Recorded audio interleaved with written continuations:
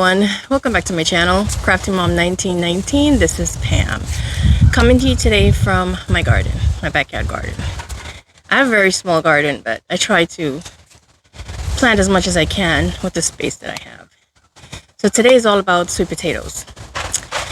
If you guys haven't seen my sweet potatoes I did last year, I will go ahead and leave a link in this video so you guys can check that out. It was my first time ever planting sweet potatoes, and I gotta tell you, I was one, amazed. Two, I couldn't believe I did it. It was so simple. Please go ahead and check that out. Now, it's January in Florida. Today's a little bit chilly. We're gonna probably have an early summer this year, so I wanted to start my sweet potatoes early. I went ahead and I submerged my potato in water. Now, I kept them indoors. Obviously, they need to be warm.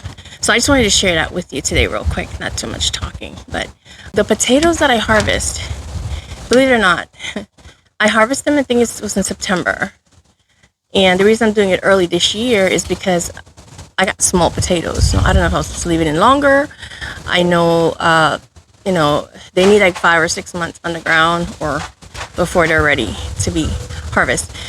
So I put mine down in about maybe April, and then I harvest them in September. I did get somewhat medium-sized to small potatoes. So I figured, let's get started early, and let's put them down early, and we can harvest them at the same time. That way we'll see the difference. Again, I'm learning as I go. I done last year that didn't work. Obviously I'll try something different this year. But what I did last year that worked, I'm going to continue to do it. So out of the potatoes that I harvested last year, I kept a few. So they last a long time, okay? It's not like store-bought potatoes. You have them, if they're not stored properly, they'll go bad in a couple of weeks. Your own potatoes that you grow from your garden, it lasts a while. I mean, I gave some away for Thanksgiving, and I kept some. So the ones that I kept, I just kind of picked 5 of them. I don't know, I think I had more last year, but 5 works because they're going to produce a lot of slips. And these are the slips right here. Once, this get a little longer, I'm going to pluck this out and put it in water so the potato can give me more slips. Okay, so this one right here. Now, this one has already given me 2 slips. Okay, this is one of them. You can see it's starting to get root. Okay, just going to leave that in there. And then there's another one here. As soon as they get long, I kind of just pluck them out and put them in the water. Give the potato some more energy. And the actual potato, let me show you guys what it looks like. Out of this tiny little potato, okay, it's really, really tiny. Look at that. That's the rooting system. So it'll stay in there. Now, last year, what I did, I felt like I had too much water because the potato was getting soggy. So what I'm doing this year is I'm only getting the water up until the tip of the bottom of the potato, kind of like this one. See how just the tip of the potato I have in the water. I don't have the whole, like half of the potatoes. So let's see how that works. So this is another potato. This is my 3rd one. Okay, I took the slip off. There you go. This is going to be ready for the ground pretty soon. I'm probably going to be putting them in the ground probably another couple of weeks or so. So I'm going to pick this off so you guys can see how you take the slip off. I probably should have had the camera lower. Oh, okay. So this is your slip. Okay. Now if it has any leaves, and sometimes it does, on the bottom, I kind of just nick it off. But this one's fine. Okay, and I'm going to put this in a smaller jar. I'm going to put this one in here. Okay. So I can get a little bit of water and continue to grow. All right. Here's another one. This is pretty long. I think this was the first shoot. This is the first slip that I got from the potato. And I just kind of dunk it back in there. And look, it's making more. This little ugly leaf right here. It's going to get rid of that.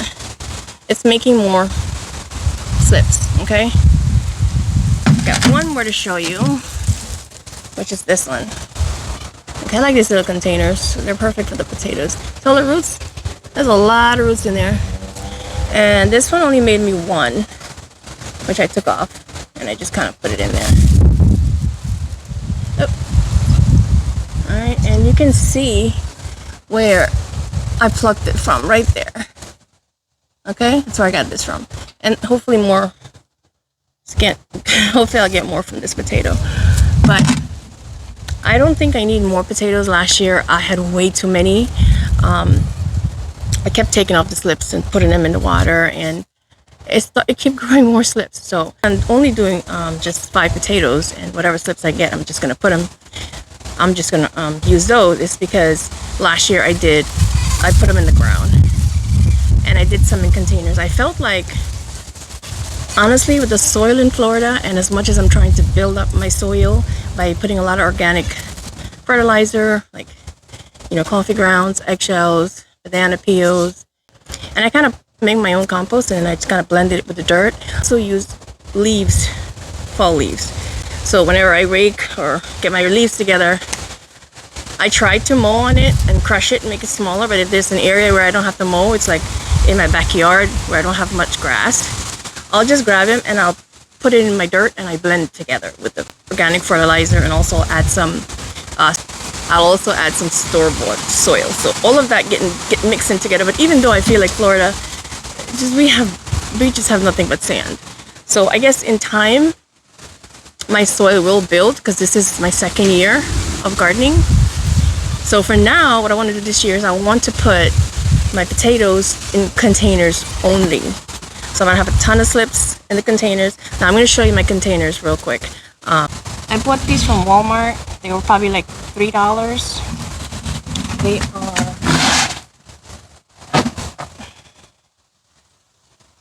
so this is a container that I'm going to be using. I've got 4 of them, and I just made some holes on the sides. Just tiny holes, okay, around the sides of all of them. So those are my containers that I'm going to be putting all my potatoes slips in when they're ready to go. Okay, and I hope this helps. Start early, guys. We are going to get an early summer. A couple of days ago we were in the 80s. So if you have to, you can keep these inside, which I recommend, until the weather warms up, because they love the heat. And once they're ready, we can transfer them on over to our bins, and that's it. Potatoes is set and it's ready.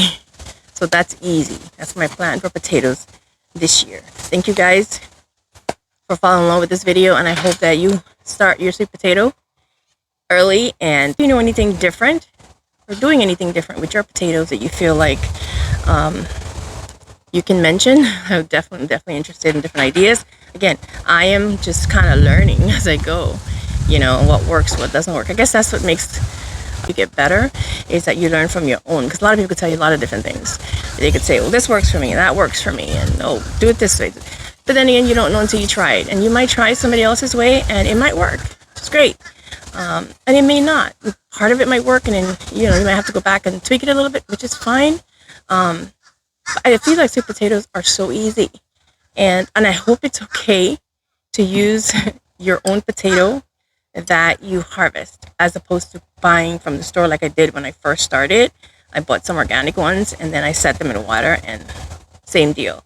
But I had potatoes, so why not? And the smallest potato already gave me 2 slips. This is the tiniest one. I mean, guys, if we cook this, we're not gonna have much to eat. Okay, so I figured, why not use the smaller ones and the thinner ones? Because I also noticed something last year. The thicker potatoes, they didn't give me much slips. So this year, I went small.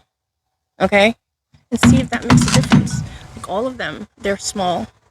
They're not like jumbos. If you check on my videos that I did last year, I tried different sizes, the big ones and the small ones. And yes, I did notice that I got more slips from the smaller ones, which is crazy, because you would think larger the potatoes, more it produces. Not true.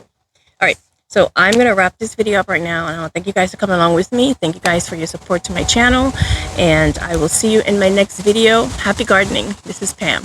Thank you.